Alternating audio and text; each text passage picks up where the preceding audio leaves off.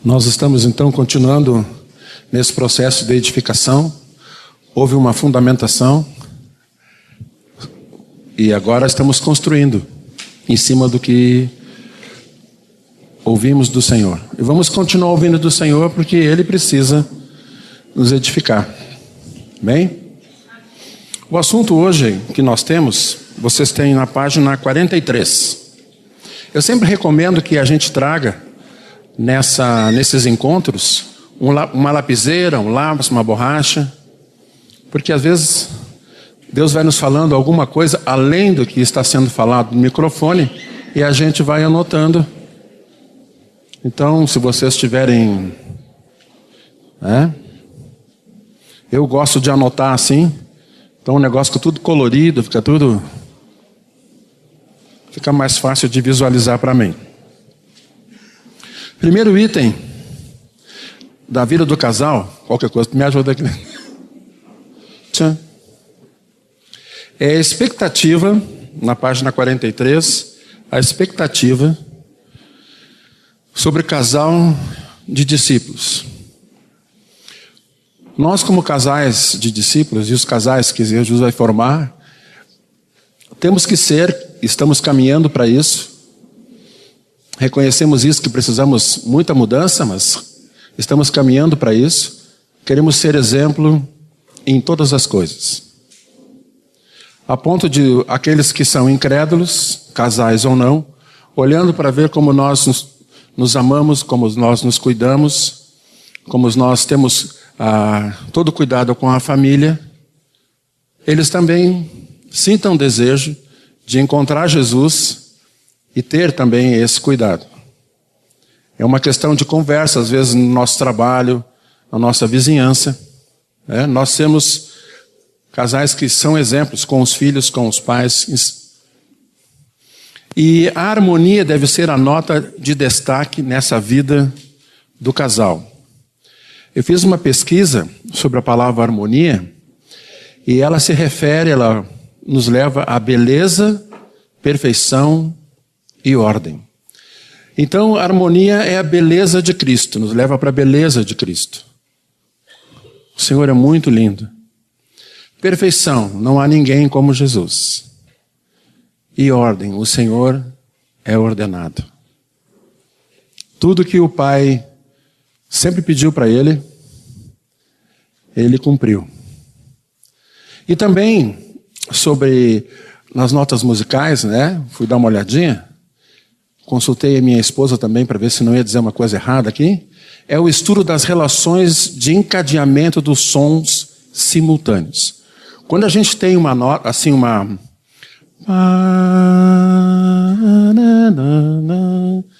melodia, mas, pena que não tem teclado aqui, mas a gente pode fazer duas notas.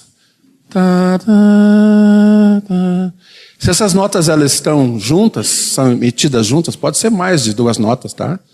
Elas têm que ter uma harmonia, elas seguem uma harmonia. Esse encadeamento de duas notas, E eu pensei ali, são relações de sons simultâneos.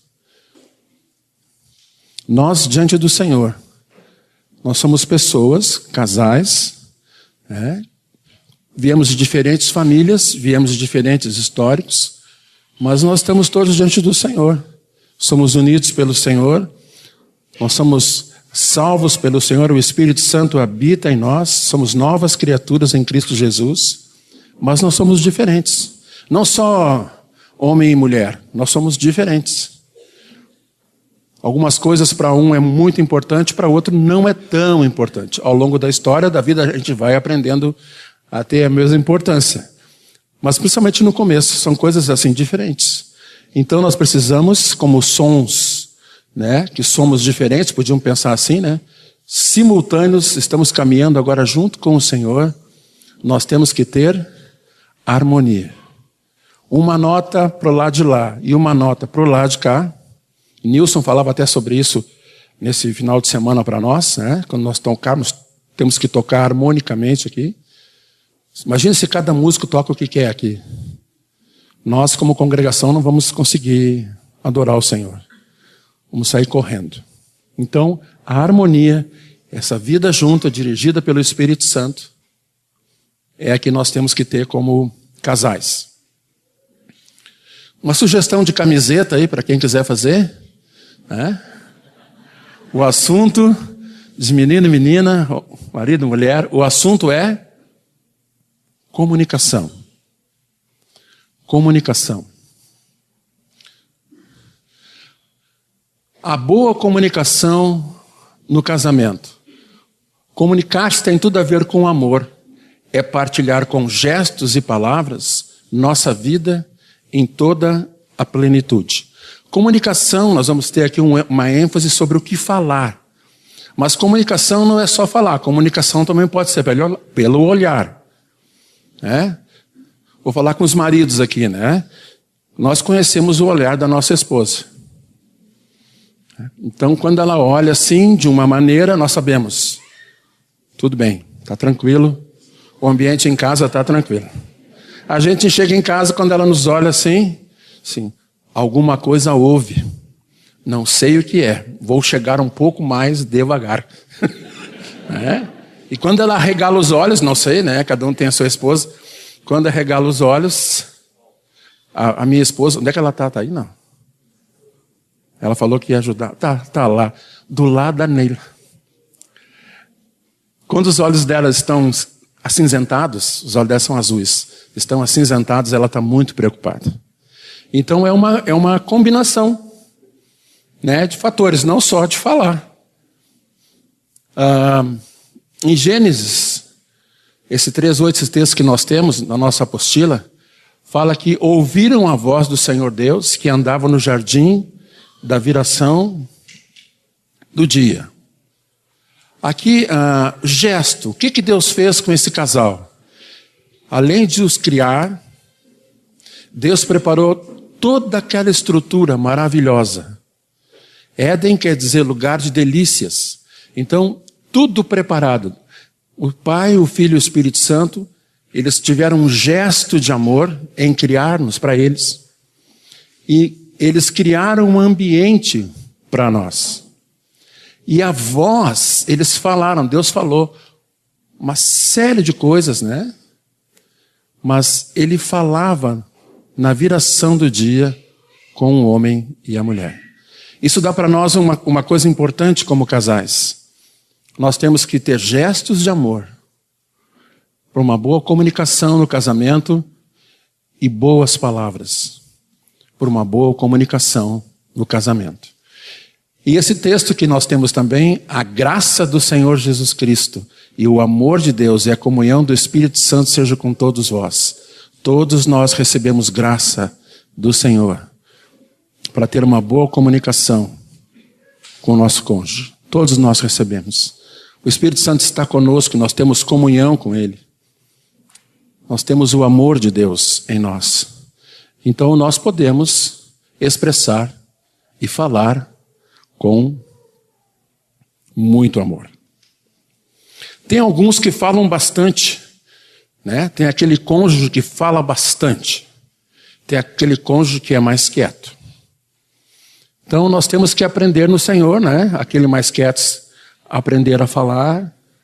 E aquele que fala muito, dá uma travadinha para que aquele que fale pouco também possa falar. Bem, queridos, é uma coisa bem simples, né? Mas é uma coisa fundamental, porque às vezes fala. Chega em casa, o marido vem e conta. A esposa quer falar alguma coisa, o marido... Ou então, ao contrário, né? O marido chega em casa, quer conversar com ela. Como é que foi o dia? Bom, e ela começa... Né? No fim, o marido está dormindo assim no cantinho. Tem algumas esposas que gostam de conversar quando deitam. Já viu isso? Não sei se é. O marido, geralmente os maridos, não são todos, né? Mas alguns deitam, né? Quando faz, já está caindo assim, já está com os olhinhos para baixo. Aí a esposa vem assim, deixa eu te contar uma coisa. Não, a gente tem que levantar, acordar e olhar e ouvi-las, tá, irmãos? olhar bem no olho, bota um palitinho de fósforo. Porque todos tropeçamos em muitas coisas. Se alguém não tropeça no falar, é perfeito varão, capaz de refrear também todo o corpo. Tiago fala sobre a língua. Então, se ele traz uma instrução pelo Espírito Santo sobre o que devemos falar, devemos ter cuidado com a nossa língua, então, muito mais entre o casal, muito mais entre a família. A gente tem que tomar esse cuidado. Por quê? Porque a nossa língua é fogo. Ela pode nos colocar em situações muito difíceis. Né? Todos nós tropeçamos em muitas coisas. Já é um consolo, né, irmão? Mas o negócio é não ficar tropeçando. O negócio que o Senhor quer, a situação que o Senhor quer, mais do que um negócio. A situação que o Senhor quer é que nós andemos com Ele. E se nós tivermos alguma coisa de falha, pedimos perdão e seguimos com Ele. O bom uso das palavras. Palavras precipitadas. Nós temos esse exemplo de Provérbios, né? Tens visto um homem precipitado em suas palavras? Maior é a esperança para o insensato do que para ele. Às vezes a gente chega e traz uma palavra precipitada. Aqui tem uma bem forte, né? Vou embora dessa casa. Acho que a gente não deve dizer isso, né? Um negócio tão grave assim. Mas a gente pode dizer algumas coisas precipitadas. Para de falar que eu não aguento mais. É uma coisa que não se deve dizer. Então, a gente tem que cuidar. Por quê? Porque como a nossa alma ainda está nesse corpo, embora ela tenha que estar debaixo do governo do Espírito Santo, cada dia, a nossa alma sempre quer se meter no lugar onde não deve. Então, quando nossos princípios, ou alguma coisa nossa, o que nós achamos absolutamente correto, entra em choque, nós podemos reagir dizendo palavras precipitadas, amaldiçoando os filhos, falando grosseiramente. Né?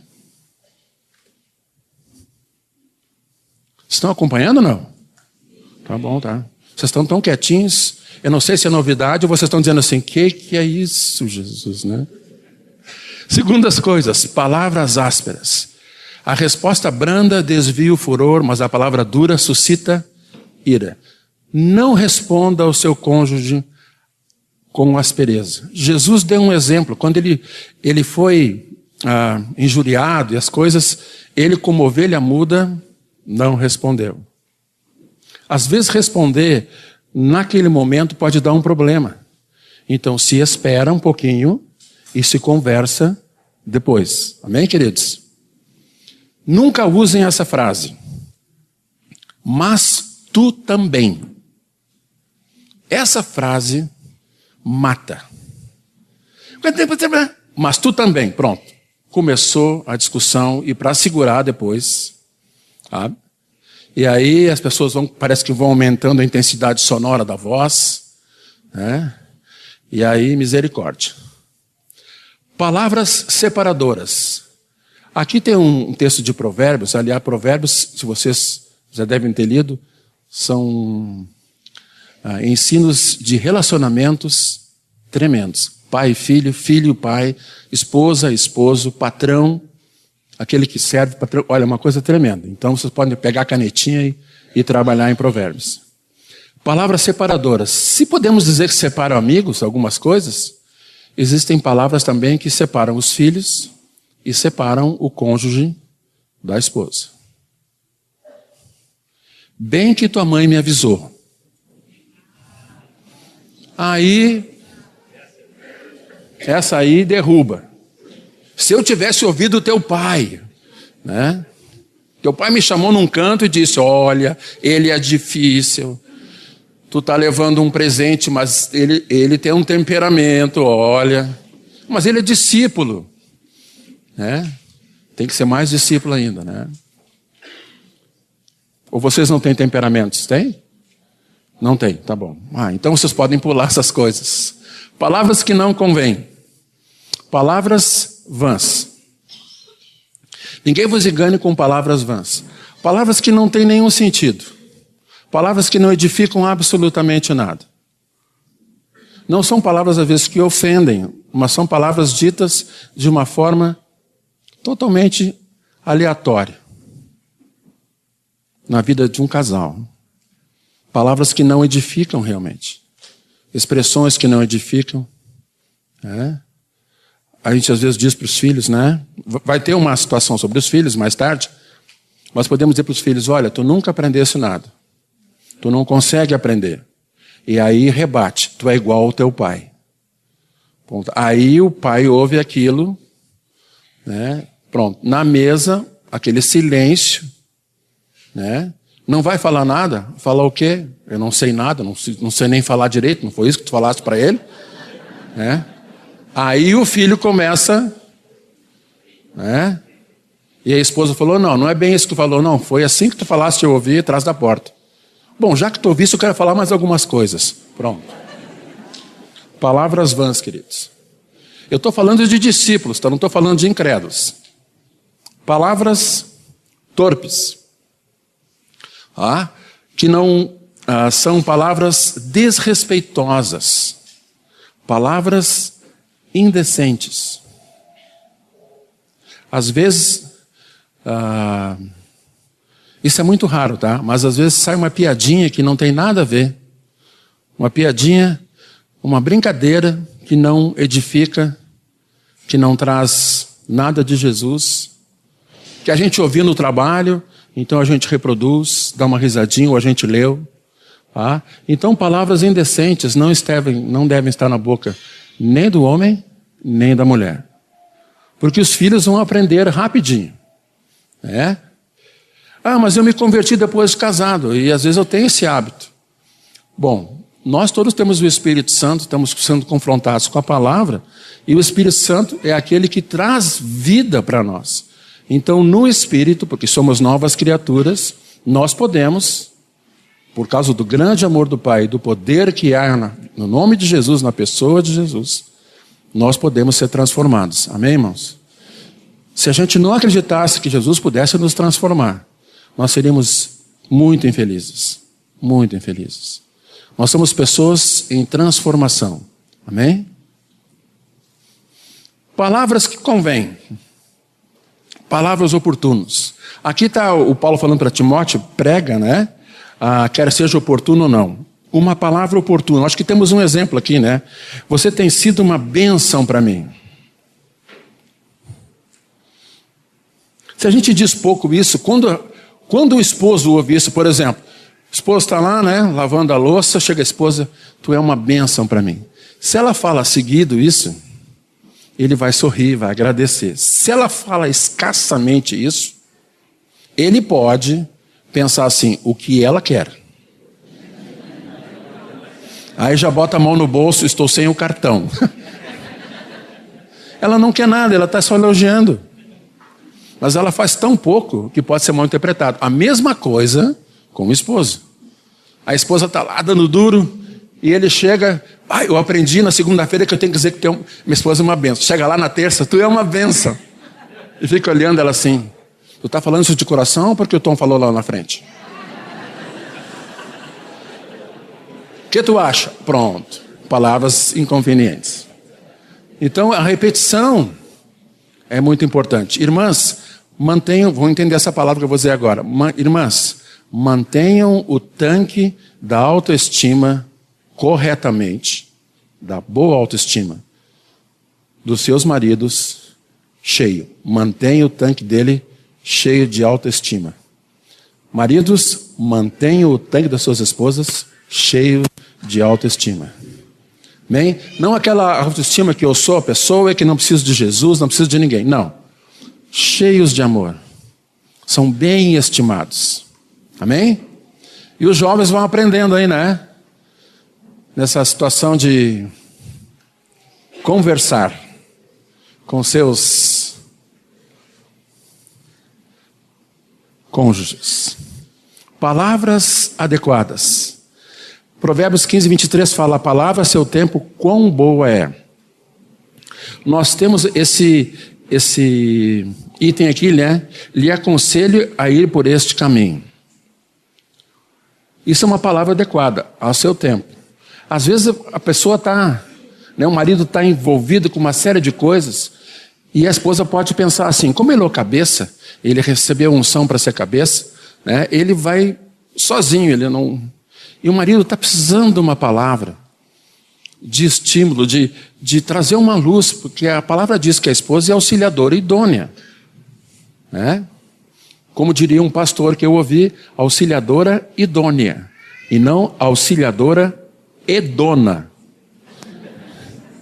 Né? Essa frase não é minha, então por isso que eu estou repetindo, tá, irmãos? Senão não... Então, assim, o marido precisa de um incentivo, às vezes, de uma ajuda, né? A mesma coisa a esposa. Não, essa parte é com ela sabe o que faz, né? Eu já orientei. Não. Nós temos que ter palavras adequadas. Para o nosso relacionamento dar certo no Senhor, palavras corretas, palavras adequadas, cheias de amor de Jesus. Amém, queridos? Uma boa palavra muda todo um coração. Palavras curadoras. Se tu és sábio no Senhor, as tuas palavras são medicina. Há um texto que fala aqui, né? Me perdoe, eu te perdoo. Eu errei. Eu errei. Para muitos é muito difícil dizer isso. Eu errei. Por quê? Porque nós precisamos, esses que têm dificuldade, precisam se ver do ponto de vista que Jesus vê. Nós somos pessoas altamente necessitadas. E no nosso relacionamento de casamento, pai e filho, nós somos pessoas que necessitamos constantemente da presença, da direção do Espírito Santo. Às vezes a esposa, como parte mais frágil, está numa situação angustiante. E nós chegamos, damos um beijinho assim e dizemos: querida, que alegria é ter casado contigo. Metade daquela situação acabou de se resolver. A mesma coisa com o esposo está debruçado sobre o orçamento. E vem para lá, e vem para cá, e ora, e abre o texto bíblico, e vem para lá, vem para cá. Aí a esposa senta do ladinho dele e traz uma palavra de medicina. Querido, tu quer um copo de chá? Posso sentar do teu lado? Quero orar contigo, quero conversar contigo. Tu sempre fosse um bom administrador. Não vai ser agora que tu vai ser um mau administrador. Essa palavra, olha, faz o irmão achar dinheiro na planilha. Impressionante. Boas palavras, palavras curadoras. Em relação aos filhos, nossos filhos às vezes são afrontados na escola, queridos. E eles vêm tão pesados em casa. Acolhê-los, amá-los, ouvi-los, sempre há oportunidade para isso. Palavras agradáveis, olha o que fala Provérbios. E a doçura no falar aumenta o saber. Palavras agradáveis são como favo de mel, doce para a alma e medicina para o corpo. Palavras agradáveis. Você é importante para mim por quê?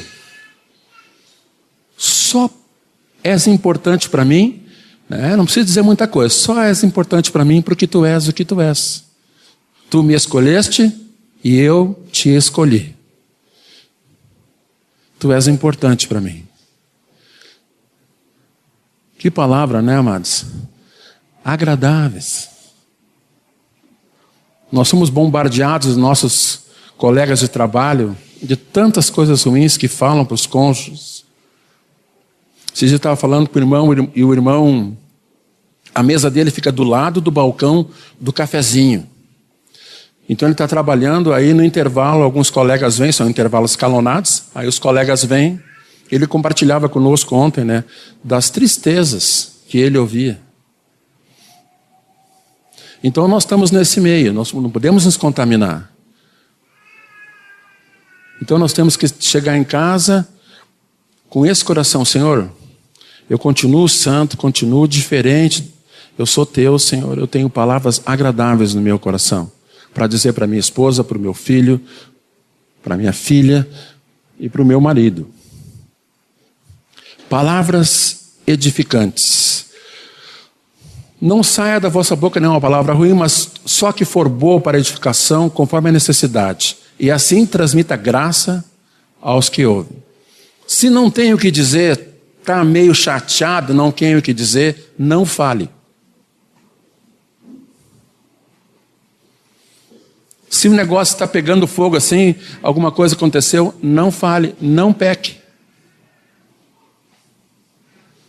Se for falar, lembra, eu quero edificar a minha esposa. Eu quero edificar a vida da minha família. Eu quero construir, não quero destruir a minha família.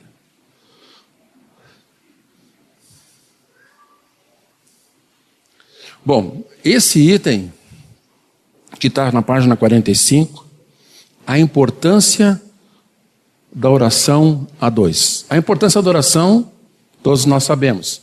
E nós também sabemos da importância de orarmos juntos com a nossa esposa. Onde estiverem 2 ou 3 reunidos em meu nome, ali estou, ou ali eu sou, no meio deles. Essa é a primeira unidade. A gente pensa nos irmãos e não está errado. Mas a primeira unidade qual é? Marido e mulher. Quando houver concordância, às vezes Carmela e eu, nós orávamos pela mesma coisa, mas a gente não orava junto, ao mesmo tempo. Parece uma coisa simples, tá? Mas não é. Nós precisamos orar individualmente, sobre os mesmos assuntos, glória a Deus por isso. Mas quando nós juntamos, e sempre há uma oposição para isso, sempre há uma oposição, porque quando os 2 ou 3 estão reunidos, o Senhor ouve de uma forma diferente, porque Ele está no meio. Então, não se deixe levar por qualquer coisa. Eu preciso orar com a minha esposa. Se eu não tenho esse hábito, se eu não tenho esse hábito, eu posso começar a criar esse hábito hoje. Mas eu sou convertido há tanto tempo e não tenho esse hábito. Não, a gente ora assim, dá graças na mesa, domingo a gente ora juntos ali com todo mundo, né? Não. Uma vida tem que começar então hoje. A oração juntos, a oração a dois, concordando, abençoando uns aos outros. O casal que ora junto estará sempre recebendo o fluir da graça de Jesus, e com isso será aperfeiçoado cada vez mais sua comunhão, um com o outro e com o Pai. Quando os 2 joelhos dobram juntos, o Senhor derrama graça. Recomendo aos casais que, assim que puderem, se inscrevam no curso do Telmo e da Heloísa. Nós fizemos 3 vezes, e cada vez que a gente veio, nós aprendemos tantas coisas e renovamos tantas coisas. Um ponto agora sobre essa conversa, né? Às vezes tem situações que estão em conflitos. Então, o que eu tenho que fazer com esse conflito? Por favor, não abra a janela e jogue o conflito fora, porque ele não vai. Não tem como. Se abrir a janela e tentar jogar o conflito fora, ele tem um elástico que traz de volta. E com a mesma força que a gente jogar, ele volta. Né? Isso é uma lei da física. Então, resolva em Jesus as coisas. Não estou dizendo que é fácil. Eu tenho 30 anos de casado, ou para 31, tá? E digo, se eu disser para vocês que é tudo fácil, eu vou estar mentindo. Tá? Mas tudo é solucionável quando amamos a Jesus, amamos o nosso cônjuge e podemos resolver esses assuntos, esses conflitos. Um diálogo aberto e franco visando esclarecer eventuais ofensas. Senta e ouve. Não prepara a raquete para rebater. Larga a raquete do rebatimento. Senta. Pode orar antes, viu? Senta e ouve. E vai pensando né? Ouve e deixa aquilo descer da mente também para o coração. Porque às vezes a pessoa ouve. Deu, agora tu vai me ouvir. Não ouviu na realidade. Ela só estava esperando dar uma pausa técnica para poder falar as coisas dela. Né? Então quando fala ouve, a gente ouve. É uma coisa de aprender, não é tão assim, né? Mas ouve. Ouve. Tá? Senta, conversa. Um sincero arrependimento seguido de confissão de pecado que magoou o cônjuge.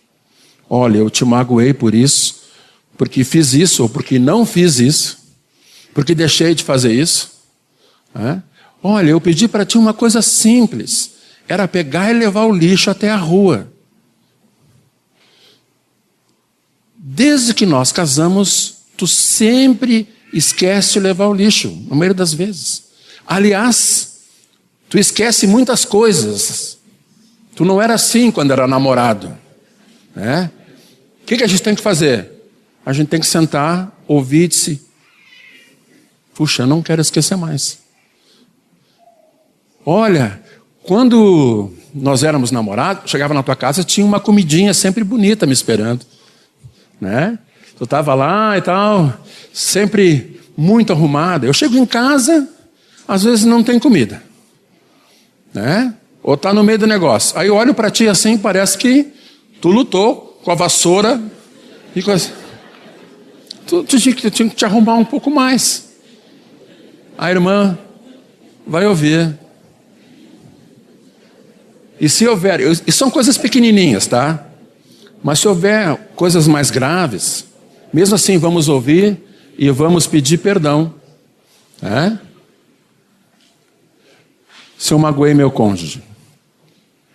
E temos uma atitude de perdão seguida de um novo compromisso.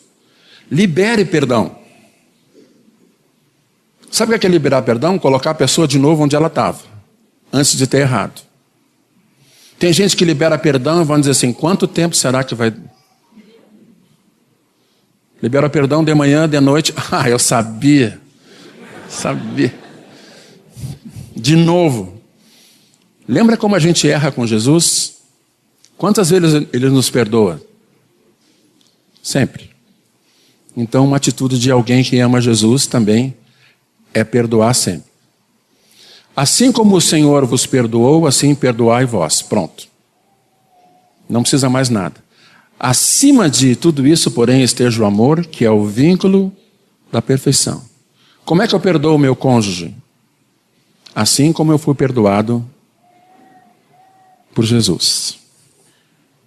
Vocês têm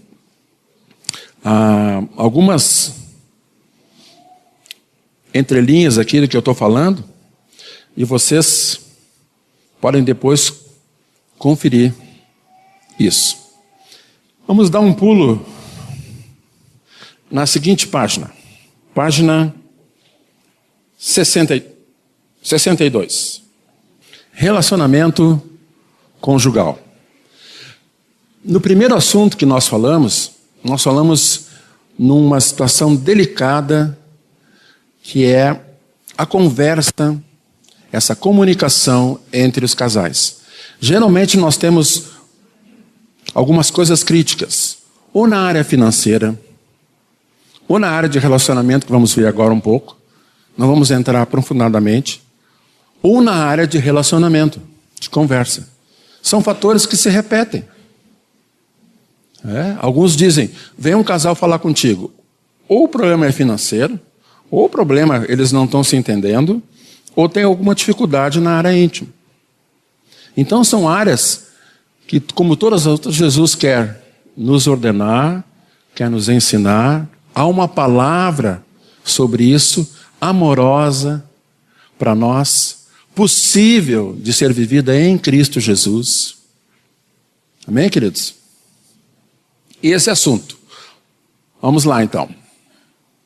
Gênesis 2:24. Por isso deixa o homem pai e mãe e se une à sua mulher, tornando-se os dois uma só carne. Gênesis 1:28.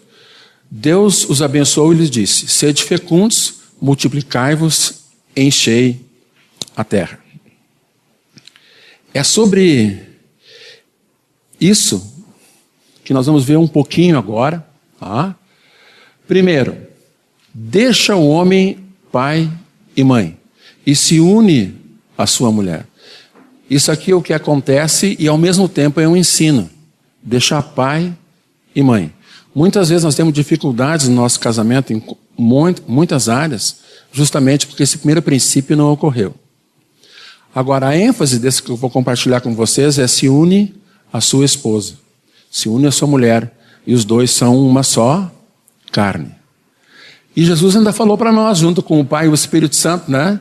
Sede fecundos e enchei a terra. Como a terra vai ser cheia da glória de Deus, uma das coisas, eu acredito, é a igreja gerando vidas também naturais, como os irmãos dizem, filhos e filhas naturais, de sangue, cheios do Espírito Santo. O que acontece então, qual é o propósito de uma relação sexual? A relação sexual consuma e sela a união matrimonial. Também contribui para a felicidade do casal e o leva à mais profunda intimidade. Corresponde à união perfeita que envolve espírito, alma e corpo. Quando a gente é criado, como muitos de nós, num lar ou numa situação que nós não conhecemos o Senhor, esse ensinamento nunca nos foi dado. Que Deus criou o sexo não é problema, mas sim uma bênção de Deus para o casamento na hora certa. Então nós temos algumas atitudes em relação a isso. Nós sentimos vergonha de falar. Não é um assunto que a gente deve, né, abrir assim no sentido de botar no ventilador, com temor com qualquer assunto. Mas nós sentimos vergonha de falar às vezes, um com o outro. Ou buscar ajuda nessa área. Nós buscamos ajuda na área financeira, buscamos ajuda na área do relacionamento. Nessa área parece que a gente não, né, cada um tem que se virar como pode. Não, nós temos o Espírito Santo, temos uma orientação do Espírito Santo, o poder do Espírito Santo na nossa vida, e temos irmãos que podem nos ajudar também nesta área. O que está fora da vontade de Deus quanto ao relacionamento sexual? Queridos, nós não podemos ter uma atitude egoísta. No ato sexual, o cônjuge aprende a satisfazer ao outro e não somente a si mesmo. Deve sempre existir consideração e respeito. Não se deve pensar, porque sou casado, há uma liberação de todas as coisas. Uma vez, Carmela e eu fomos ministrar numa congregação e havia um casal recém-convertido, muito queridos eles eram. E eles tinham sido dançarinos de boate, de striptease, os dois. Foi lá que se conheceram. E eles vieram e perguntaram para mim algumas coisas. Bem profundas, assim, né? Bem pontuais. Eu falei assim, procura o teu pastor, senta com ele e conversa com ele. Nós fomos ministrar justamente sobre o casamento. Eu digo, então, para não ficar expondo, senta com o teu pastor, a família dele, a esposa, e conversem. Peçam ajuda. Eles, muito obrigado, vou fazer isso. Por quê? Essa é uma atitude que às vezes a gente não percebe, precisa de um auxílio. Nós não podemos ser egoístas em nada. E aqui também, às vezes o irmão está cansado, a irmã está cansada, o dia foi muito, muito cheio de coisas, está preocupado, ela está preocupada com algumas coisas. Então nós vamos fazer o quê? Nós vamos orar.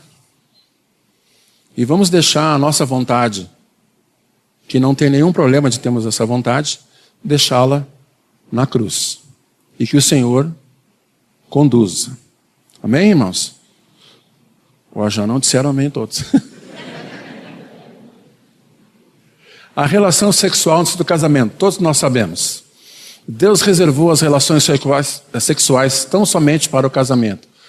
Por tratar-se de uma relação tão íntima e santa, ela não pode, não deve ser experimentada a não ser no casamento. Aos solteiros, quem ama, espera. Os solteiros podiam dizer aquela frase: eu decidi. Vamos lá, solteiros. Isso. Essa semana um dos nossos filhos foi abordado e disseram para ele assim: mas tu é crente? Viram nas redes sociais, né, as coisas que ele estavam postando? Sim. Ah, igreja, aquele negócio assim, né? Sim. Ah, tu é do grupo que decidiu esperar? E ele, sim. Mudou o ambiente. Mudou o ambiente. Aleluia. Onde é que nós estamos aqui? Não, é aqui que mexe aqui. Outra coisa que está fora da vontade de Deus nos relacionamentos sexuais: primeiro o egoísmo, depois o relacionamento sexual fora do casamento. O leito maculado. Digno de honra entre todos seja o matrimônio, bem como o leito sem mácula, porque Deus julgará os impuros e os adúlteros. Sem mácula é sem mancha, ou seja, não sujo por qualquer tipo de pecado. Discípulos devem ter uma atitude de santificação e honra, e não de paixão lascívia, que leva ao desrespeito. Volto a dizer, muitos de nós nos convertemos já adultos e temos uma ideia, ou tínhamos alguma ideia, até convertemos casados. Então, recomendo eu que a gente busque o Senhor. Por quê? Porque em todo relacionamento sexual que é abençoado por Deus, existem coisas que nós temos que saber que são atitudes egoístas, são de paixão lasciva, que nós aprendemos, fomos informados de uma maneira errada e que nós achamos que é certo.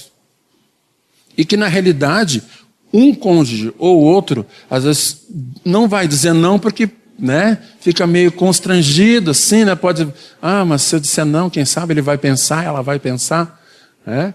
Mas que na realidade se sente profundamente desrespeitado por aquela atitude. Nós temos que sentar e conversar também nestas áreas. Não queremos o nosso leito maculado. Outra coisa que não devemos fazer em relação ao relacionamento sexual é abstinência. O marido conceda à esposa o que lhe é devido e também semelhantemente a esposa ao marido. Depois fala: não vos priveis um ao outro, salvo talvez por mútuo consentimento, por algum tempo, para vos dedicardes à oração, e novamente vos ajuntardes, para que Satanás não vos tente por causa da incontinência. A abstinência. Às vezes a pessoa não está disposta naquele dia. Isso não é abstinência. Abstinência é um período grande. Dá para se entender como um período grande. Então, muitos erram justamente nesse versículo aqui. Ó. Eles pegam esse versículo e dizem assim: bom, o marido tem que conceder à esposa tudo que é devido e a esposa também. E aí as coisas vão para um lado muito complicado, beirando o desrespeito. Não é assim. Não sei se estou chegando claro no coração de vocês, mas o relacionamento sexual que é bênção é um relacionamento de respeito. Muita satisfação, mas de respeito, de temor, porque Deus criou o sexo. Então, se Ele criou, Ele tem uma orientação para isso.